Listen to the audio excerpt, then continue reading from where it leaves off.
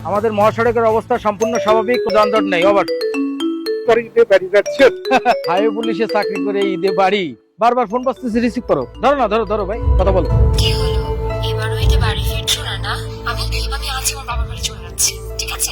তোমার আর কোনো দিকে বাড়ি আসতে হবে না, থাকো তুমি ওই রাস্তার মধ্যেই পড়ে থাকো। কি হারুন, লজ্জা পেয়েছো? টেনশন করুন, আমাদের সবারই একই অবস্থা। এসপি স্যারের শালির বিয়ে, এসপি স্যারও ঈদের ছুটি যেতে পারছেন না।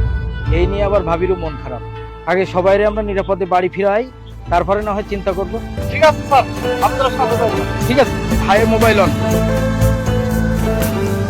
এই এসআই শাহ আলম, আমরা প্রিয়জনকে বুকে জড়িয়ে ধরব বলে তাদের বুকটা খালি পড়ে রয়, তবুও মুখে তাদের অনাবিল হাসি, শুধু আমরা ঘরে ফিরব বলে।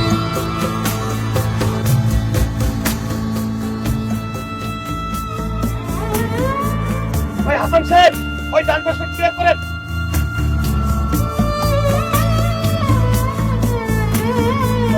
দেলোয়ার ভাই, স্যার আপনি তো ঘুমিয়ে যাচ্ছেন, এই নিন। ধরেন ধরেন, আপনার মনে হয় ঘুম পেয়েছে, একটু মুখে পানি দেন। দেলোয়ার সাহেব, আপনাকে অনেক টায়ার্ড লাগছে, যান থানায় যে আপনি রেস্ট নেন। বয়স হয়েছে তো স্যার, সেই বুড়া মানুষ, সেই 12 ঘন্টা থেকে ডিউটি করতেছি। একটু পর ফজরের আজান দিবে, রোড পুরোপুরি ক্লিয়ার হলে তারপরে না হয় থানায় যাই। এখন স্যার একটু ডিউটি করি। ঠিক আছে, তবে খুব সাবধানে ডিউটি করবেন, ঠিক আছে? এই, ওই পাশটা ক্লিয়ার দিতে হবে তো। ওই মামু সাহেব, ওই গাড়িটা ছেড়ে দেন। হ্যালো মা, কেমন আছো? আমি ভালো আছি বাবা। এবারের ঈদেও কি বাড়ি আসবে না? কালকেই তো ঈদ। মা, আমি মনে হয় আসতে পারছি না, কারণ প্রচুর চাপ।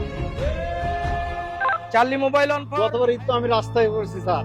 হ্যাঁ, দেখেছেন দেলোয়ার সাহেব, আর 4 বছর পরে তিনি রিটায়ার করবে। এতবার বললাম আপনি থানায় যা রেস্ট নেন। নাসুর বান্দা, তিনি ডিউটি করবেন। ওই ওসি স্যার তো আমাদের সবাইকে পাঞ্জাবি দিয়েছে, কিন্তু রাস্তাঘাটের যে পরিস্থিতি, মনে হয় রাস্তায় আমাদেরকে নামাজ পড়তে হবে। যাক শুনেন, আমরা ফজরের নামাজ পড়ে একদম থানায় চলে যাব, ঠিক আছে? আর সকালবেলা কিন্তু একসাথে খাবো। না, তোমার বাবার সাথে কথা বলো। হ্যালো বাবা। হ্যালো বাবা, তুমি কেমন আছো? আমি ভালো আছি, তুমি ভালো আছো?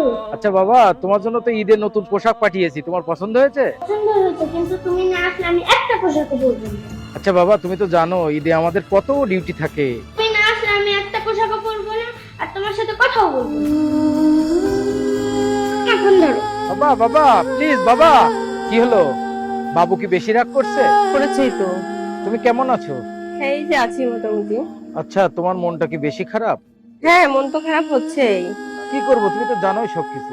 তবুও দেশের জন্য তুমি সর্বদা কাজ করে যাচ্ছ, তাই গর্ববোধ হচ্ছে। সাবধানে ডিউটি করো।